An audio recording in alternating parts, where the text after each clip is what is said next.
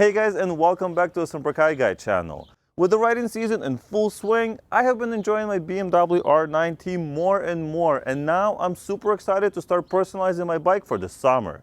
I just received these carbon fiber headlight fairing and the belt cover from ARMASPEED, and I can't wait to see how they look on my bike. It's a new product for the R9T line, so I'm very excited to check it out.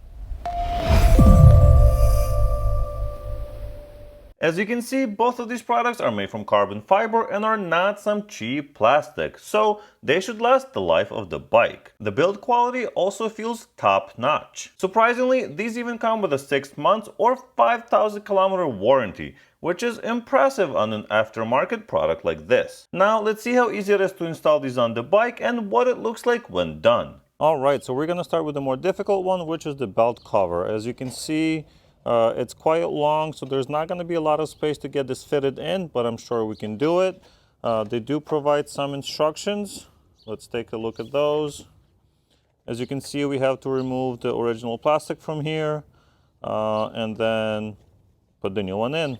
I believe they recommend removing the little oil cooler, which I will do. I think that's just going to make it easier for us to get to a couple of bolts that hide all the way up in there. So once you remove it, put the new cover in, tighten it, tighten the screw, do not overlock it. I think they mean don't over tighten it. That's about it. And here are all the tools that you need. You will of course need a standard ratchet, and then you're going to need a T30, T25, so these are e-torques, and of course some smaller ones in case we need to get into tighter spots. Also, you know, T20, T30, to T25 probably as well. So that's all we're going to need. Let's go down to the bike and get it installed. So here are all the screws that we need to remove. There's one here at the bottom, one here, and one on the other side. There is then two more here at the very top that are difficult to get to. But of course, we will remove this oil cooler with the T30 Torx and move it down so we have space to get to those screws.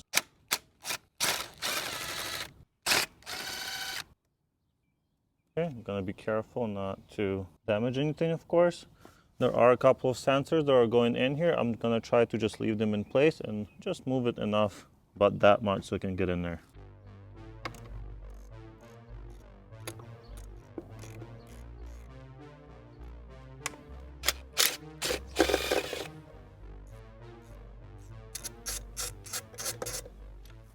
And now we just do the same on the other side. And here comes out the last one at the top. And there it is. The cover is now fully removed. All right, so here are the two covers. We're gonna switch out this old OEM one for the new carbon fiber one. Of course, this one is made from plastic, probably ABS plastic. It's much heavier, so it probably has been adding a little bit to sound insulation. But I'll definitely make a note of that if it does make a big difference. We'll see. I'm very excited to get this installed, and I think it's going to look much better. I'm going to try to be careful and not scratch the shiny carbon fiber finish.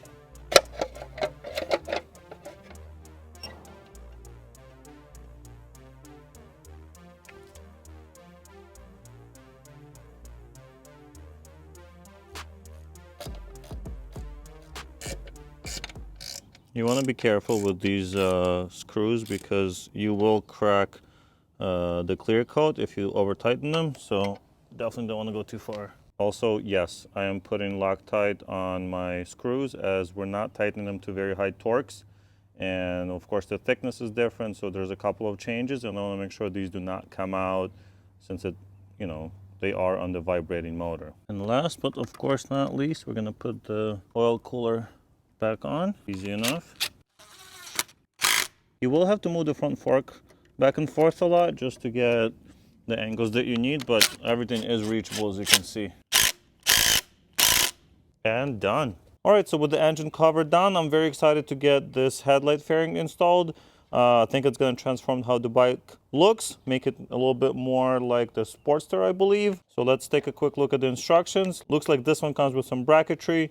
So there's a couple here, a couple screws. So it looks like I should assemble this first and then connect it to the bike. We're going to have to remove two screws on the forks, which looks like it's going to be that one right there. Here's how you assemble the rest. Let's do it. Doesn't look too difficult. And here are all the screws and the brackets that are included with it. So let's get them installed on the fairing and then install the fairing on the bike.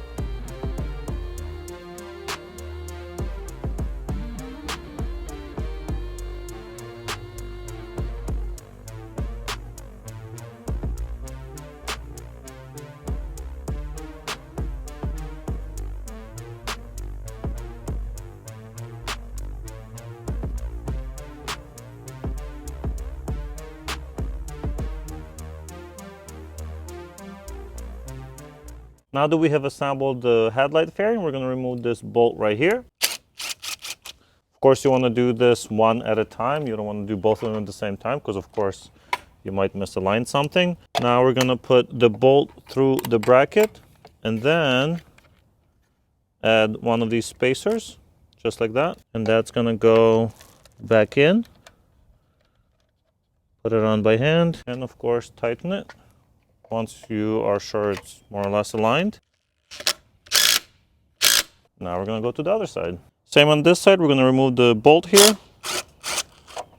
We're going to put the spacer in its place over there. Then we take the same bolt, go through the bracket and back into the same spot. After putting the original bolts back in, I did not feel comfortable with the length of them, so I replaced them with longer ones I had in the garage. Of course, this is completely up to you, but I like to play it safe. So here you have it, guys. One of the first modifications I have done on this bike, and I couldn't be happier with the result.